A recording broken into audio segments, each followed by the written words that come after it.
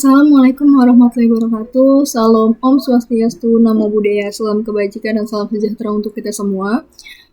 Yang terhormat kepada Ibu, Bapak dosen pengampu mata kuliah pendidikan, kami dari kelompok 4 diberi kesempatan untuk mempresentasikan terkait materi konsep dan implementasi kebijakan pengelolaan kelas. Sebelumnya, perkenalkan nama saya Hana Naila dan mewakili rekan saya yaitu Kania Caridiandra Putri. Oke, langsung aja kita masuk ke materinya. Tadi kan kami dari kelompok 4 itu akan membahas mengenai konsep dan implementasi kebijakan pengelolaan kelas. Tapi kedengarannya serius banget atau ribet. Nah teman-teman, sebenarnya topik ini itu deket banget sama kita sebagai mahasiswa pendidikan. Jadi mau gak mau pengelolaan kelas itu nanti bakal jadi senjata utama kita kalau udah terjun ke lapangan. Karena jujur aja kita itu sering banget ngalamin sendiri kan, kelas yang ribut, kursi yang udah goyang-goyang, kipas angin yang kadang nyala kadang mati, atau guru yang suaranya kecil atau malah kebalikannya. Nah itu semua sebenarnya bagian dari pengelolaan kelas. Jadi biar kita semua kebayang pengelolaan kelas itu bukan cuma soal teori, tapi sesuatu yang kita hadapi tiap hari dan nanti kita juga harus bisa atasi ketika jadi guru. Nah oke. Langsung aja kita masuk ke apa sih pengelolaan kelas. Nah, kalau dari istilahnya, pengelolaan kelas itu kan gabungan dari dua kata, yaitu ada kata pengelolaan dan kata kelas. Nah, pengelolaan sendiri itu artinya suatu hal yang mengatur sumber daya supaya efektif. Nah, kalau kelas itu teman-teman bukan cuma sekedar ruang, bukan cuma sekedar tempat, tapi lebih ke sekelompok siswa yang belajar bareng dalam waktu dan tempat yang sama. Jadi, meskipun belajarnya pindah ke lapangan atau ke taman, tetap aja namanya kelas. Nah, bisa kita simpulkan, pengelolaan kelas itu proses gimana cara guru menciptakan suasana belajar yang nyaman, terarah, tapi juga menyenangkan. Nah, kalau kita bicara tentang pengelolaan kelas, sebenarnya tujuan utamanya adalah bagaimana guru bisa menciptakan suasana belajar yang nyaman dan efektif. Ada beberapa poin yang penting yang perlu diperhatikan. Yang pertama, yaitu mewujudkan situasi dan kondisi kelas yang kondusif. Maksudnya apa? Jadi, guru itu bukan hanya sekedar mengajar materi, tapi juga harus bisa membuat kelas terasa hidup, tertib, dan menyenangkan. Bayangin kalau kelasnya berisik, panas, atau suasananya tegang, pasti kita belajar jadi nggak fokus kan? Nah, guru berperan untuk mengatur itu semua. Misalnya dengan menata tempat duduk sesuai kebutuhan, memberi sapaan hangat di awal, atau menciptakan aturan kelas yang disepakati bersama. Lalu yang kedua, tujuan pengelolaan kelas adalah menghilangkan hambatan-hambatan yang bisa mengganggu pembelajaran. Kita tahu kan, dalam belajar pasti ada aja hambatannya. Bisa dari siswa yang kurang paham, bisa dari metode yang kurang cocok, bahkan dari kondisi lingkungan. Nah, disinilah guru itu teman-teman dituntut untuk peka. Kalau ada siswa yang kelihatan bingung, guru itu nggak boleh cuek, tapi harus cari cara biar hambatan itu hilang. Misalnya, saat belajar matematika, ada siswa yang kesulitan memahami soal cerita. Nah, guru yang baik akan memberi contoh visual atau membuat ilustrasi sederhana supaya siswa lebih mudah paham. Tapi, kalau gurunya hanya bilang, ya udah, kerjain aja tanpa penjelasan tambahan, jelas siswa itu akan semakin bingung dan akhirnya makin tertinggal. Tujuan ketiga adalah menyediakan dan mengatur fasilitas serta alat belajar yang relevan. Nah, fasilitas di sini bukan cuma bangku, papan tulis, atau proyektor, tapi juga termasuk media belajar yang membantu siswa memahami materi. Nah, teman-teman, guru itu harus kreatif memanfaatkan apa yang ada. Contoh yang baik, misalnya ketika belajar IPA tentang sistem peredaran darah. Guru menggunakan animasi lewat LCD atau membawa model tubuh manusia, itu pasti membuat siswa bisa melihat langsung, bukan hanya membayangkan. Sebaliknya, kalau guru hanya ceramah panjang lebar tanpa media sama sekali, apalagi untuk materi yang sifatnya abstrak, pasti siswa itu akan cepat bosan dan kesulitan membayangkan konsepnya. Nah, tujuan terakhir teman-teman yaitu membina dan membimbing peserta didik sesuai latar belakang masing-masing. Kita tahu ya, setiap siswa itu datang dari latar belakang sosial, ekonomi, budaya, bahkan karakter yang berbeda-beda. Ada yang cepat tangkap, ada yang perlu bimbingan lebih, ada yang dari keluarga mampu, ada juga yang terbatas secara ekonomi. Nah teman-teman, guru yang baik akan memperhatikan perbedaan ini supaya siswa merasa dihargai dan mendapat kesempatan berkembang. Contoh sederhananya, ada siswa yang lebih cepat menyerap materi, sementara yang lain butuh pengulangan beberapa kali. Di sini, guru menyesuaikan strategi pembelajaran, misalnya memberi pengayaan untuk yang cepat, tapi juga menyediakan bimbingan tambahan bagi yang masih kesulitan. Dengan begitu, setiap siswa tetap merasa dihargai dan tujuan pembelajaran bisa tercapai secara merata, bukan hanya dinikmati oleh sebagian kecil saja. Jadi, kalau kita rangkum, tujuan pengolahan kelas itu sebenarnya bukan hanya soal menjaga ketertiban semata, tapi lebih luas lagi, mulai dari menciptakan suasana kondusif, mengatasi hambatan, menyediakan fasilitas, sampai membimbing sesuai karakter siswa. Nah, kalau keempat hal ini bisa berjalan dengan baik, pembelajaran pasti lebih efektif, dan siswa pun bisa berkembang dengan optimal. Sekarang kita bahas tentang fungsi pengolahan kelas. Jadi, kalau tadi kita ngomongin tujuan, kali ini lebih ke arah peran atau fungsi yang harus dijalankan guru dalam mengolah kelas. Ada 3 fungsi utama yang bisa kita soroti, yaitu fungsi pengembangan, fungsi pengendalian, dan fungsi mempertahankan. Yang pertama adalah fungsi pengembangan. Di bagian ini, sebenarnya maksudnya guru itu harus proaktif, nggak bisa nunggu masalah muncul, baru bertindak. Nah, guru itu teman-teman dari awal harus punya rencana yang matang, biar proses belajar bisa berjalan lancar, tertib, efektif, dan juga produktif. Jadi, sebelum masuk kelas, guru itu udah harus mikir, oke, gimana cara bikin kelas ini tertib?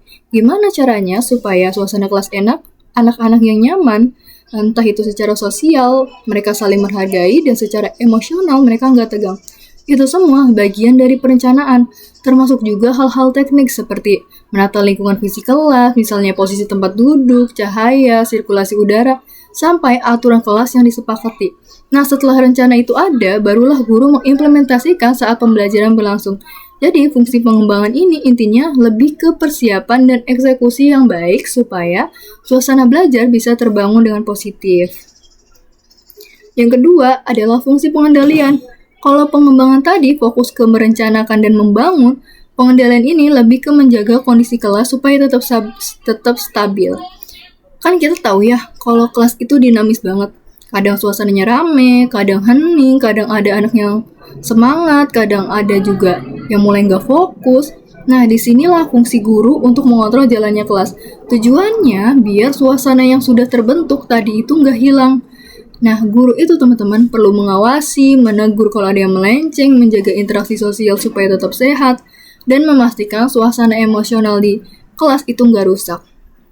Jadi bisa dibilang, fungsi pengendalian ini adalah menjaga agar pembelajaran tetap produktif walaupun situasi kelas bisa berubah-ubah setiap saat. Nah, lalu yang ketiga ada fungsi mempertahankan. Kalau yang ini lebih ke upaya menjaga kondisi kelas yang sudah baik supaya tetap bertahan lama. Jadi bukan cuma dikontrol sekali, tapi benar-benar dijaga terus-menerus. Guru di sini perlu lebih peka. Guru di sini tuh perlu lebih peka, bisa mendeteksi kalau ada tanda-tanda siswa mulai bosan atau kalau suasana kelas udah mulai drop. Intinya itu adalah antisipatif. Guru harus cepat tanggap supaya masalah kecil nggak berkembang jadi masalah besar. Selain itu, mempertahankan juga berarti guru harus rajin memberikan dorongan, motivasi, atau variasi dalam mengajar biar anak-anak itu tetap semangat.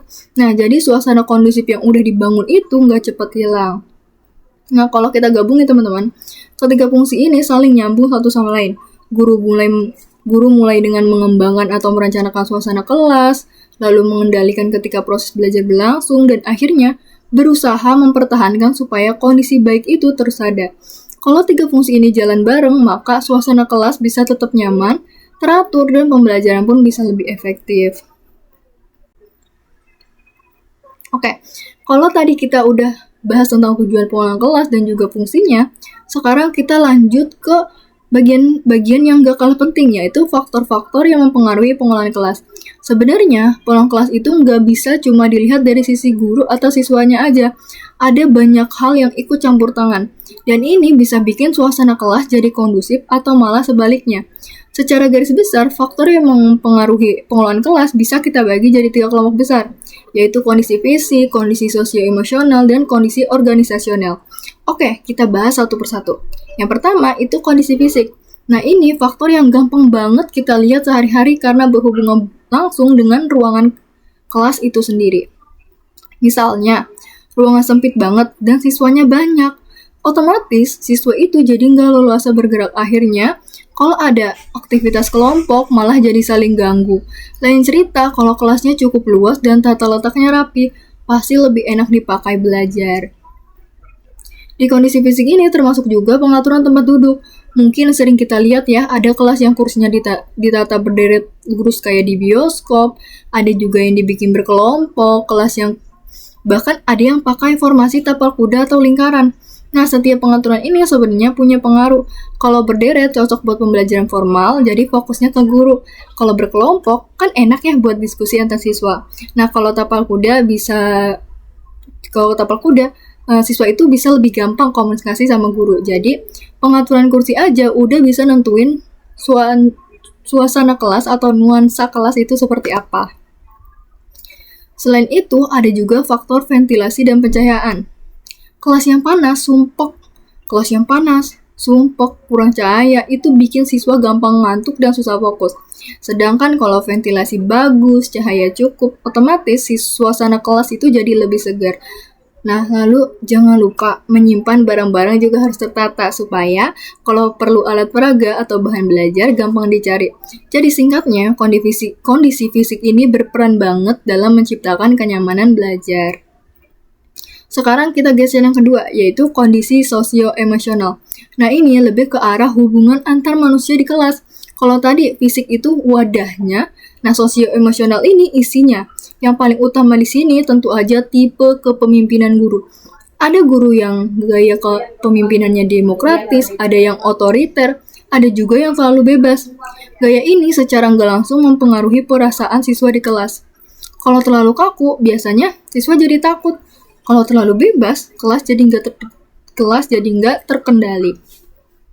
Ya, yang idealnya apa? Pastinya yang seimbang, tegas, tapi tetap hangat. Selain kepemimpinan, sikap guru juga penting. Misalnya, ada siswa yang melanggar aturan, sikap guru jangan sampai membenci anaknya, tapi fokuslah pada perilakunya. Guru yang bisa tetap sabar, adil, bersahabat, biasanya kan bikin siswa merasa dihargai. Nah, hal kecil kayak suara guru pun ternyata berpengaruh. Kalau suaranya monoton, terlalu tinggi, atau malah terlalu pelan, siswa bisa cepat bosan atau nggak fokus. Jadi, intonasi dan cara bicara guru juga menentukan suasana kelas. Dan yang paling penting dalam faktor sosio-emosional adalah bagaimana membangun hubungan baik dengan siswa. Kalau hubungan guru dan siswa dekat, tapi dalam artian tetap profesional, siswa bakal lebih terbuka, lebih semangat, dan lebih enjoy belajar. Suasana kelas jadi lebih hangat dan gak tegang. Terakhir, faktor ketiga yaitu kondisi organisasional. Nah, ini lebih ke rutinitas dan aturan yang berlaku di sekolah maupun di kelas. Misalnya, soal pergantian pelajaran. Kalau guru yang satu keluar dan guru berikutnya masuk dengan lancar, kelas tetap kondusif. Tapi kalau ada jeda yang panjang atau guru sering terlambat, kelas pasti jadi ribut. Lalu, gimana kalau guru itu berhalangan hadir? Kalau ada sistem yang jelas, misalnya guru piket menggantikan, kelas pasti masih bisa terkontrol. Tapi kalau nggak ada aturan yang jelas, siswa bisa jadi bingung dan suasananya malah nggak terkendali. Termasuk juga masalah antar siswa. Kegiatan rutin kayak upacara bendera atau kegiatan lain di sekolah, semua itu bagian dari kondisi organisasional yang harus diatur.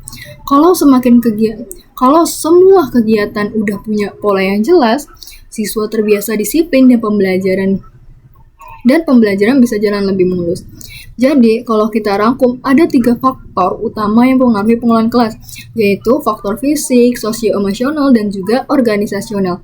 Ketiganya itu saling berhubungan, misalnya, kelas udah rapi dan nyaman secara fisik, tapi hubungan guru dan siswa itu dingin, ya pastinya suasana belajar pun tetap kurang enak. Atau hubungan guru siswa bagus, tapi organisasi kelas dan aturan sekolahnya amburadul, ya tetap ada gangguan. Jadi, semuanya harus jalan bareng-bareng supaya tujuan pembelajaran bisa tercapai dengan optimal. Kalau tadi kita udah bahas tujuan, fungsi, sampai faktor-faktor yang mempengaruhi pengelolaan kelas, sekarang kita coba geser ke satu topik yang sering banget kejadian, yaitu masalah dalam pengelolaan kelas. Nah, ini menarik banget teman-teman, karena seringkali kalau ada masalah di kelas, orang itu langsung nuduh, oh, itu siswanya nakal. Padahal sebenarnya nggak sesederhana itu. Masalah di kelas tuh bisa muncul dari banyak arah, bukan cuma dari siswa, tapi juga dari guru, keluarga, bahkan dari fasilitas yang ada di sekolah. Jadi, kita bahas satu persatu supaya lebih jelas. Nah, pertama itu faktor guru. Aku singgung sedikit, karena ini tuh udah cukup jelas tadi. Guru kan punya peran yang sentral banget dalam kelas. Kalau guru terlalu otoriter, semua serba kaku, biasanya siswa itu jadi dua tipe. Ada yang agresif, jadi melawan, atau ada yang pasif malah gak berani ngomong apa-apa. Dua-duanya sama-sama bikin kelas gak sehat. Lalu, format pembelajaran juga penting. Kalau monoton, siswa bisa bosan, bahkan frustasi. Nah, terakhir, soal kedekatan guru dengan siswa. Kalau guru terlalu jauh, siswa nggak ngerasa punya ikatan dengan kelas. Tapi kalau guru dekat, biasanya kelas lebih gampang diatur. Oke. Sekarang, kita masuk ke faktor siswa. Ini sering banget jadi sumber masalah. Misalnya, ada siswa yang kurang sadar dengan kewajibannya, yang harusnya datang ke kelas buat belajar, tapi malah sibuk ngobrol, main HP, atau mengganggu temannya. Kalau satu orang kayak gini, mungkin masih bisa ditoleransi. Tapi teman-teman, masalahnya, perilaku kayak gini tuh gampang banget tular. Jadi, yang awalnya cuma satu anak ribut, lama-lama jadi satu kelompok, bahkan bisa satu kelas. Akhirnya, suasana belajar jadi kacau. Selain itu, ada juga siswa yang sering gak ngerjain tugas, mungkin karena malas, mungkin karena memang gak paham, atau bisa karena faktor lain. Nah, kalau guru gak peka dan cuma menghukum tanpa tahu alasannya, siswa bisa jadi makin males, makin gak peduli. Jadi, faktor siswa ini kompleks banget, yang kadang bukan karena mereka gak mau, tapi karena kesadaran belajarnya itu belum tumbuh atau masalah di luar sekolah yang memang mereka bawa ke kelas. Nah, sekarang kita ke faktor keluarga. Nah, ini tuh menarik banget karena sering kita lupa kalau kebiasaan anak di rumah tuh kebawa ke sekolah.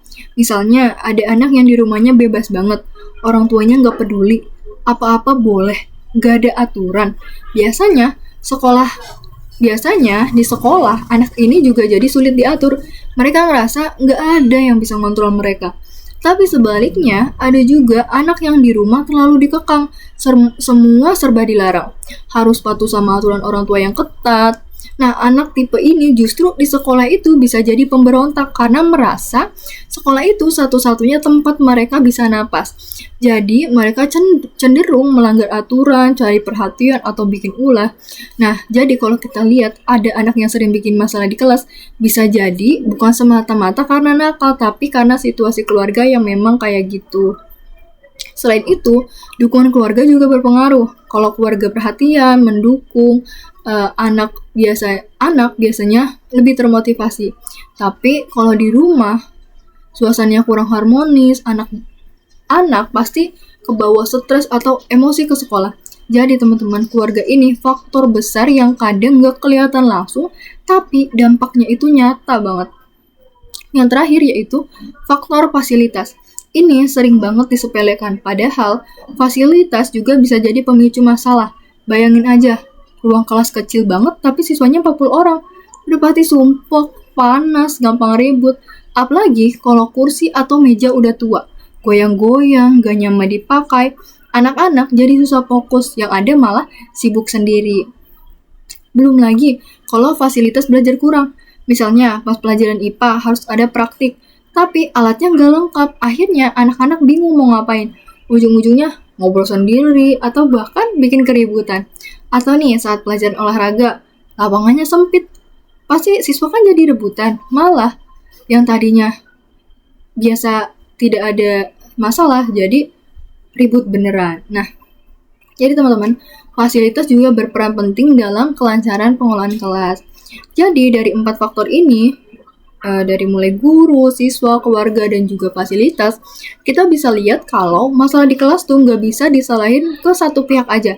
Misalnya ada kelas yang ribut, jangan buru-buru nyalahin siswanya, bisa jadi gurunya terlalu monoton, atau keluarganya kurang mendukung, atau memang fasilitasnya nggak memadai. Sebaliknya, kalau ada guru yang merasa susah banget ngatur kelas, coba lihat lagi, apakah metode ngajarnya udah variatif? Apakah udah ada kedekatan dengan siswa? Apakah siswa punya masalah lain di luar? Atau jangan-jangan memang kelasnya terasa penuh sehingga sulit diatur. Intinya, masalah dalam pengelolaan kelas itu kayak puzzle. Ada banyak potongan yang harus kita lihat. Kalau kita hanya fokus ke satu potongan aja, pasti gambarnya itu nggak akan utuh. Tapi kalau kita peka sama semua faktor, kita bisa lihat gampang, kita bisa lebih gampang cari solusinya. Nah, sekarang kita akan lanjut ke pembahasan yang lebih kompleks terkait strategi, pendekatan, dan juga teknik-teknik yang akan dilanjutkan oleh rekan saya. Oke, karena dari penjelasan Tehana tadi masih ada kelanjutannya lagi, jadi izinkan aku buat melanjutkan penjelasan dari Tehana. Sebelumnya, perkenalkan lagi, nama aku Kania Cherry Ganda Putri.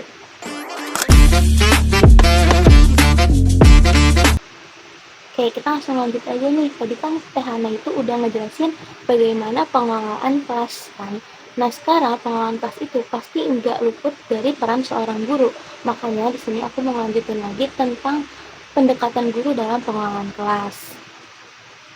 Sebelumnya, guru sebagai pekerja profesional sesuai dengan Undang-Undang Guru dan Dosen Nomor 14 Tahun 2005 itu diwajibkan memiliki seperangkat kompetensi yang antara lain adalah kompetensi kepribadian, sosial, profesional, dan pedagogik.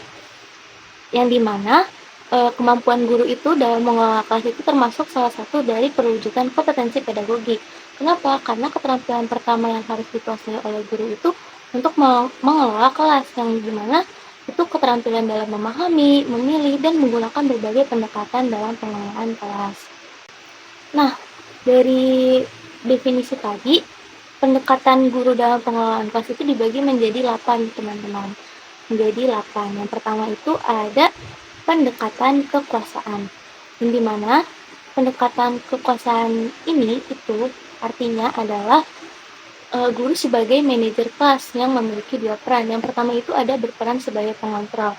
Yang kedua itu ada berperan sebagai pembimbing perilaku peserta didik di dalam kelas.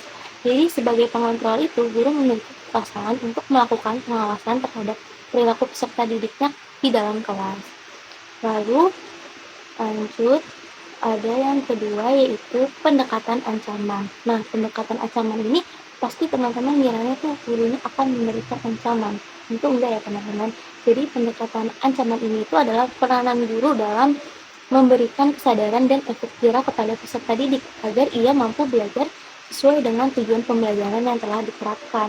Tapi penerapan pendekatan ancaman ini di dalam kelas itu juga harus dilakukan secara hati-hati ya, dan perlu juga ditetapkan kriteria ancamannya yang diperbolehkan untuk peserta didik. Jadi ancaman di sini itu bermaksud untuk memberikan efek jerah gitu, tapi dalam batas yang masih normal, yang tidak melukai perasaan dari peserta didiknya tentunya. Lalu lanjut, kita ada yang ketiga yaitu pendekatan kebebasan atau biasanya itu disebut permisif. Nah, pendekatan kebebasan ini apa sih? Jadi, dalam pengelolaan kelas itu kita perlu dipahami sebagai suatu proses untuk membantu peserta didik agar merasa memiliki kebebasan untuk mengerjakan sesuatu sesuai dengan apa yang dipahami oleh peserta didik dan diinginkan oleh peserta didik tanpa dibatasi oleh waktu dan juga tempat. Nah, peranan guru ini dalam pendekatan ini yaitu adalah mengusahakan dengan semaksimal mungkin bahwa kebebasan peserta didik itu merupakan prioritas dalam proses belajar dan pembelajaran yang dilaksanakan di dalam kelas. Lalu kita lanjut, di sini ada pendekatan pengajaran atau biasanya kalau teman-teman tahu sebagai seorang guru itu kita ada yang namanya tahapan pra pengajaran, yang dimana sebelum mengajar itu guru itu dituntut untuk memahami dan juga memperhatikan terhadap persiapan sebelum melakukan pengajaran. Nah, pada pendekatan kali ini itu menyarankan agar para guru itu menghindari kebiasaan dalam mengajar apa adanya, jadi tanpa melakukan persiapan dan perencanaan yang matang. Karena kalau misalkan di dalam satu kelas itu guru pasti sudah harus mempunyai persiapan yang lebih matang. Atau bisa dibilang tidak ada persiapan itu berarti nanti gurunya itu tidak akan terarah gitu pembelajarannya. Lalu kita lanjut yang kelima. Yang kelima itu ada pendekatan perubahan tingkah laku. Yang dimana pendekatan perubahan tingkah laku ini mengemukakan bahwa pendekatan itu berdasarkan perubahan tingkah laku dari peserta didik gitu. Jadi ini lebih menuju kepada semua tingkah lakunya peserta didik. Jadi guru kelas itu berusaha menyusun program kelas dan suasana yang dapat merangsang terwujudnya proses belajar yang memungkinkan peserta didik dalam mewujudkan tingkah laku yang baik menurut aturan-aturan norma yang berlaku di lingkungan sekitarnya. Lalu kita lanjut, yang keenam itu ada pendekatan konseling. Sebenarnya hampir mirip dengan yang nomor 5 tadi, cuman pendekatan konseling ini tuh menempatkan si pendidiknya untuk berupaya memahami masalah peserta didiknya dan berupaya juga untuk membantu peserta didiknya memahami diri mereka sendiri dan bekerja secara kooperatif dengan orang dewasa untuk mengembangkan perilaku dari si siswanya ini. Nah, lanjut ke yang ketujuh, yaitu ada pendekatan lingkungan. Nah, pendekatan lingkungan itu apa sih? Jadi pendekatan lingkungan ini pendekatan yang berasumsi bahwa kegiatan pembelajaran itu akan menarik perhatian peserta didik jika apa yang dipelajarinya itu diangkat dari lingkungan, sehingga apa yang dipelajari itu berhubungan dengan kehidupan dan berfaedah bagi lingkungannya. Jadi pada saat proses belajar mengajar itu, si guru ini akan menyangkut pautkan dengan yang ada di sekitarnya gitu atau relate dengan kehidupan nyatanya, dan biasanya siswa-siswa itu lebih tertarik ketika pembelajaran itu relate dengan kehidupan nyatanya. Lalu lanjut yang kedelapan, yaitu ada pendekatan teknologi transformasi. Sebenarnya di sini teman-teman kayaknya paham gak sih apa maksud teknologi transformasi? Pastinya itu ya mengikut dengan perkembangan zaman gitu. Jadi pendekatan teknologi transformasi ini dimana seorang pendidik itu harus bisa mengikuti perkembangan pembelajarannya itu dengan teknologi, karena semakin berkembangnya teknologi dan semakin berkembangnya zaman, bantuan alat teknologi untuk pembelajaran itu banyak banget teman-teman. Jadi ketika melakukan pembelajaran itu kita juga harus tetap berkembang gitu, gak monoton. Jadi untuk pembelajarannya itu tidak hanya terpaku kepada kegiatan yang lebih dari hanya berbicara dan transfer ilmu pengetahuan seperti biasanya kan teman-teman ada sering lihat kalau misalkan guru itu kadang menggunakan papan tulis dan menyampaikan hanya lewat berbicara saja ya. Tapi ketika dengan pendekatan ini, seiring dengan perkembangan pengetahuan dan teknologi, para pendidik itu juga bisa mencari bentuk baru dalam proses pembelajarannya. Lalu kita next.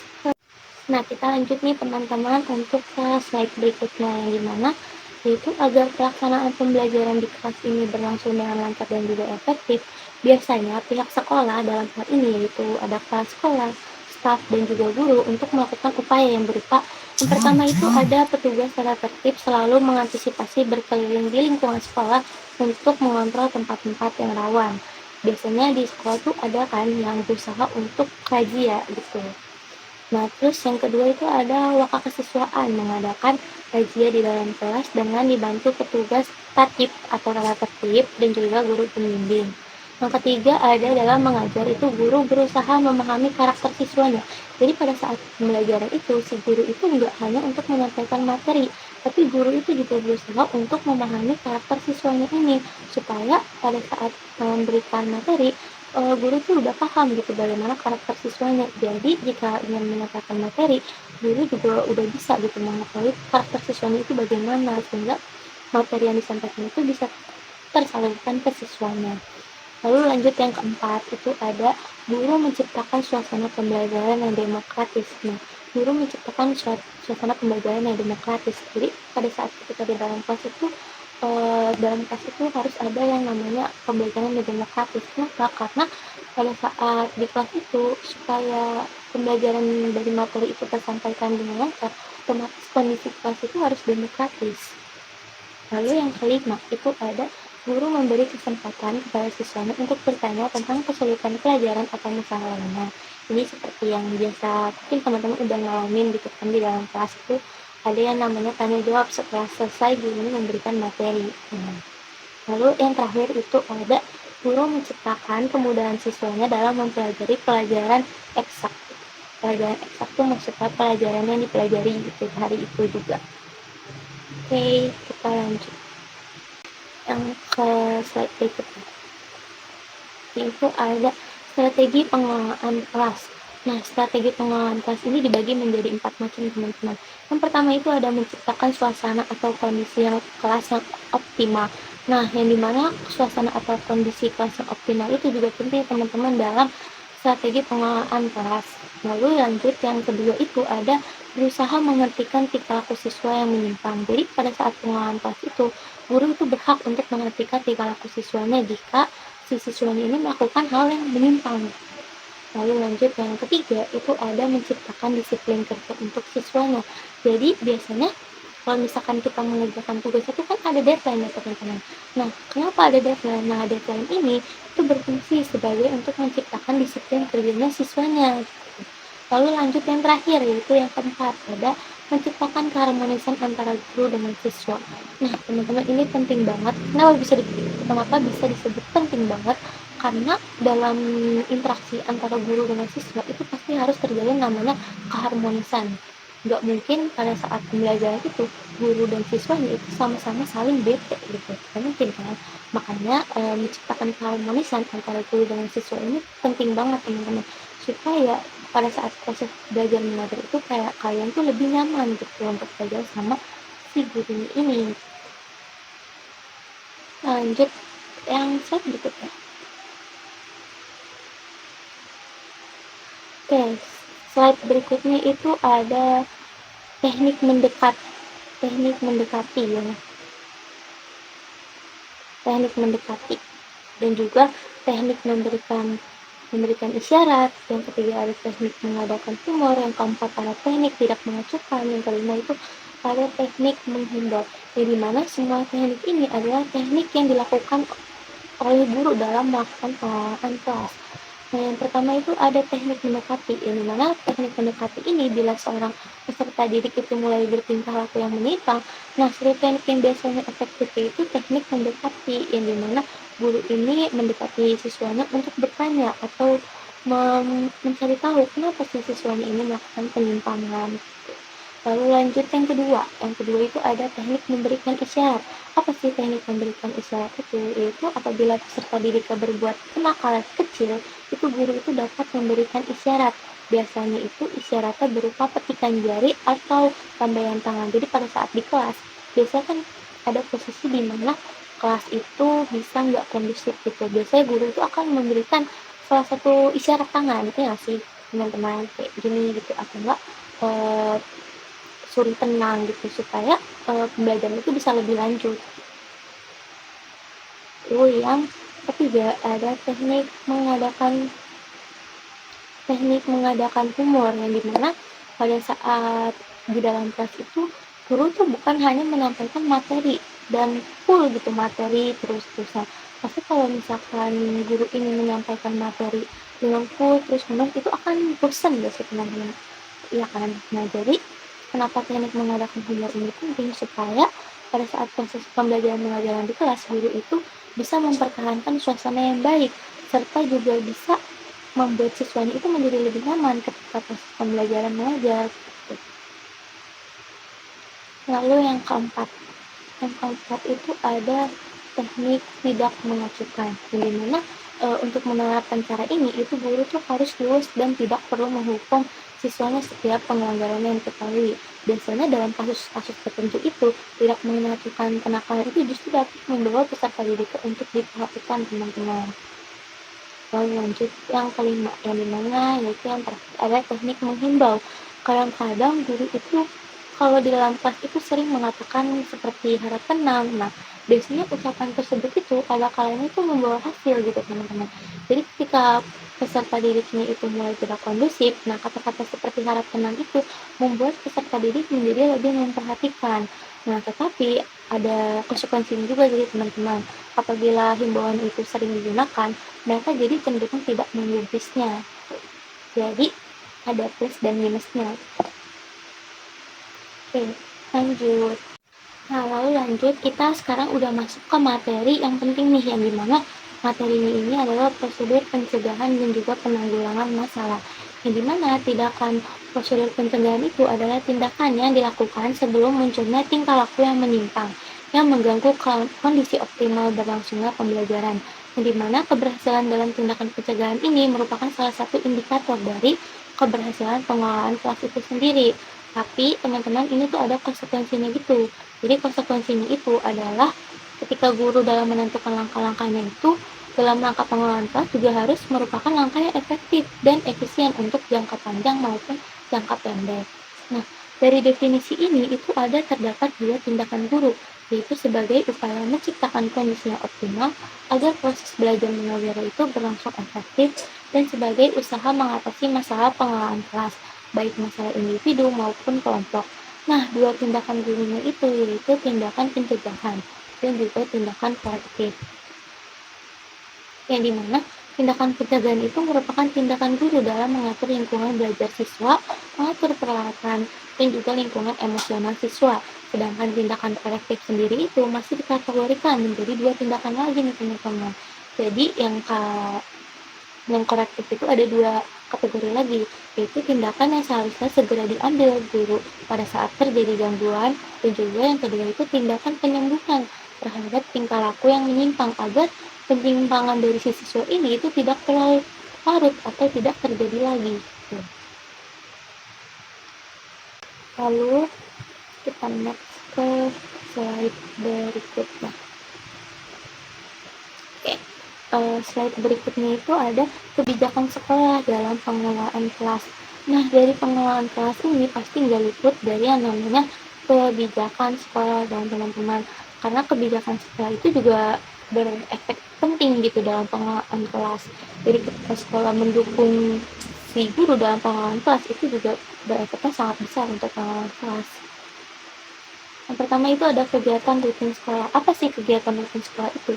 Biasanya teman-teman kalau di sekolah itu pernah melihat yang namanya upacara atau literasi gitu pada hari-hari tertentu ya teman-teman. Nah, itu merupakan salah satu contoh dari kegiatan rutin di sekolah. Jadi kegiatan itu yang dilakukan peserta didik secara terus-menerus dan konsisten setiap saatnya. Gitu. Lalu kita lanjut pada kegiatan spontan ya teman-teman. Jadi kegiatan spontan ini adalah yang dilakukan si pendidik ini ketika mengetahui adanya perbuatan yang kurang baik dari si peserta didik sehingga harus dikoreksi pada saat itu juga.